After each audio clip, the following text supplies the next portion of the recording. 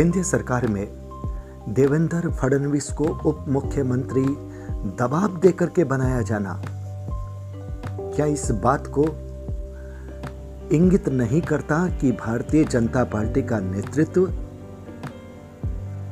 फडणवीस के कद को कम करना चाहता है या कहीं न कहीं उनके पंखों को कतरना चाहता है। नमस्कार, मैं संजय सनम, आप सबका सादर अभिवादन। महाराष्ट्र की सियासत में उठा पटक के घटनाक्रम जब क्लाइमैक्स के मोड़ पर पहुंचे तो पहला ट्विस्ट यह था कि फडणवीस साहब ने ऐलान किया कि इस सरकार के मुखिया एकनाथ शिंदे जी होंगे और वो सरकार से बाहर रह करके इस सरकार का पूरा सहयोग करेंगे। भारतीय जनता पार्टी के कार्यकर्ताओं की अगर बात करूं तो ये बात सुनकर के भी उन्हें सहमति नहीं बनी होगी, उन्हें कहीं ना कहीं एतराज हुआ होगा कि फडणवीस मुख्यमंत्री क्यों नहीं बने। लेकिन फिर भी यहां पर यह बात सम्मानजनक थी, एक पैगाम था। भारतीय राजनीति को आप पैगाम दे रहे थे कि हम सत्ता के लोलुप नहीं हैं और इसलिए हम सरकार से बाहर रहे हैं। हमने एकनाथ शिंदे जी को मुख्यमंत्री बनाया है, उनको पूरा समर्थन दे रहे हैं। यहां पर फडणवीस मुख्यमंत्री नहीं भी बनते तब भी वो किंग मेकर बनते और उनकी भूमिका अत्यंत सम्मानजनक कही जाती।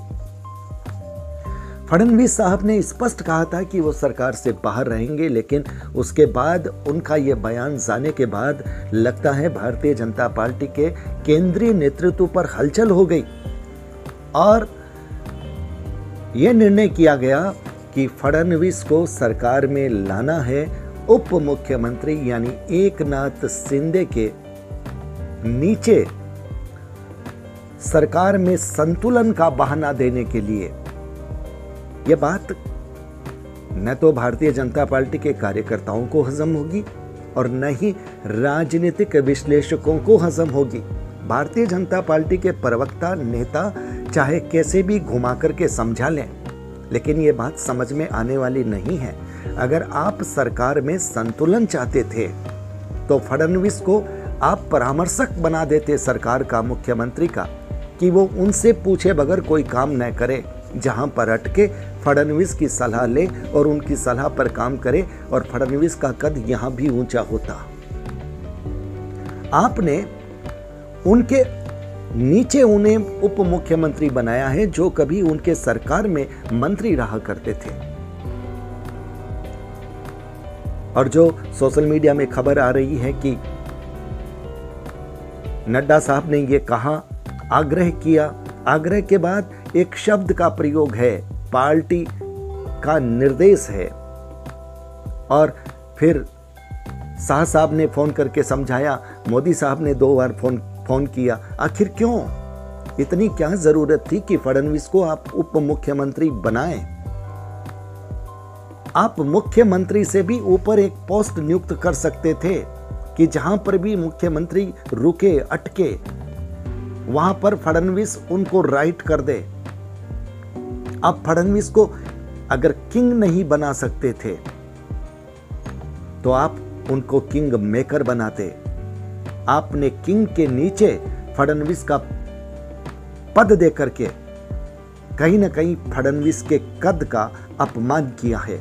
उनके कद को आपने छोटा करने की कोशिश की है और ये समझ लीजिए, चाहे फडणवीस अब कितना ही कहे, भारतीय जनता पार्टी का कार्यकर्ता इस बात से खुश नहीं है। और ये मुझे लगता है कि भारतीय जनता पार्टी के केंद्रीय नेतृत्व की ज्यादा चतुराई, ज्यादा होशियारी यह बताती है कि ये जब कोई तेज गति से चलता है, तेज गति से उड़ता है अपनी काबिलियत के दम पर, तो फिर ये उनके पंखों को काट देते हैं। और यही काम इन्होंने देवेंद्र फडणवीस के साथ किया है। यह सरकार 2.5 वर्ष तक ठीक से चल पाएगी या नहीं, हो सकता है कार्यकाल पूरा कर दे, क्योंकि फडणवीस साहब की भी मजबूरी रहेगी, लेकिन भारतीय जनता पार्टी के कार्यकर्ताओं के मोरल को आपने कमजोर किया है, इसमें कोई शक नहीं है।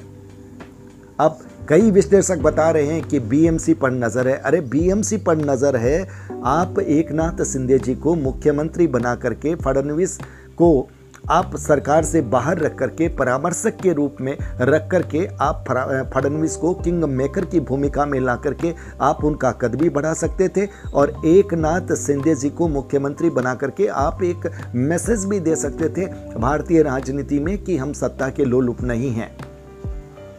ये स्पष्ट इस बात को दर्शाता है कि भारतीय जनता पार्टी का केंद्रीय नेतृत्व ने यह कोशिश की है फडणवीस जैसे काबिल नेता के कद को कम करने की, उनके पंख, उड़ते पंखों को काटने की। बड़ा आश्चर्य है, आपको ऐसा लगता है कि कोई तेज गति से दौड़ेगा और फिर वो आपकी हर बात को नहीं सुनेगा, वो आपकी गुलामी नहीं करेगा। और इसलिए जब आप किसी को किसी की काबिलियत से नहीं हरा सकते तो आप उसके पंख काट देते हैं। भारतीय जनता पार्टी ने देवेंद्र फडणवीस के साथ ऐसा किया है और ये जो व्यवहार है, इस व्यवहार ने भारतीय जनता पार्टी के करोड़ों कार्यकर्ताओं का मोरल डाउन किया है। और विशेषकर मुझे लगता है कि महाराष्ट्र में बीजेपी के कार्यकर्ता अब उस रूप में काम नहीं करेंगे। आप जितनी राजनीतिक चतुरता दिखा रहे हैं, आपने अपने ही घर में असंतोष पैदा किया है। अपने घर में आप असंतोष पैदा करके अगर आप कोई राजनीतिक चतुरता की बाजी मारने की सोच रहे हैं तो ये आप अपने पैरों में कुल्हाड़ी मार रहे हैं। ये जितना भी दृश्य दिखा है, फडणवीस साहब चाहे कुछ भी कहें, व्यक्ति की आवाज से ज्यादा उसके एक्सप्रेशन बोलते हैं। उन्हें पार्टी के निर्देशों का पालन करना पड़ा है, दबाव में आके करना पड़ा है, लेकिन वो निश्चित रूप से खुश नहीं होंगे। आप उनको बाहर रखते, उसमें खुशी थी, आपने उनको नीचे रखा है और यह कोई पार्टी में संतुलन का काम नहीं है। कोई कह रहा है, मुझे भी किसी ने कहा कि ये सुपर सीएम है। मैंने भी ट्वीट किया कि फडणवीस साहब को सुपर सीएम बनाया गया है, लेकिन मैं खुद सोच रहा हूं कि उप मुख्यमंत्री का पद देख करके ये सुपर सीएम कैसे हो सकते हैं। आप परामर्शक बना देते, आप उन्हें बाहर रखते, आप ये कह देते कि शिंदे जी मुख्यमंत्री हैं लेकिन फडणवीस साहब एक संरक्षक के रूप में काम करेंगे। संरक्षक का पद देते, आप उन्हें सरकार का संरक्षक बनाते, लेकिन आप किसी को बड़ा नहीं बना सकते। ये भारतीय जनता पार्टी के केंद्रीय नेतृत्व की सबसे बड़ी कमजोरी है। ये अपने सामने किसी को बड़ा नहीं बना सकते, बड़ा तो इन्हीं को बनना है। कोई उभरता हुआ काबिल प्रतिभा हो, उसके पर कतरते हैं। और ये राजनीति हो सकता है सभी पार्टियों में हो, लेकिन भारतीय जनता पार्टी में जब ऐसी चीजें दिखती है तो फिर प्रतिभा का हनन करते हैं, ये प्रतिभा को तोड़ने का काम करते हैं, प्रतिभा को रोकने का काम करते हैं। फिर विकास कैसे हो सकता है? ये आक्रोश है। और मैं जो बात कह रहा हूं, मुझे लगता है कि मैं महाराष्ट्र के भारतीय जनता पार्टी के कार्यकर्ताओं के मन की बात कह रहा हूं। फिर भी अगर महाराष्ट्र के भारतीय जनता पार्टी के कार्यकर्ता इस सोच से सहमत न हो तो मुझे माफ कीजिएगा। मैंने अपने मन की बात कही है और इसका अधिकार मुझे संविधान देता है।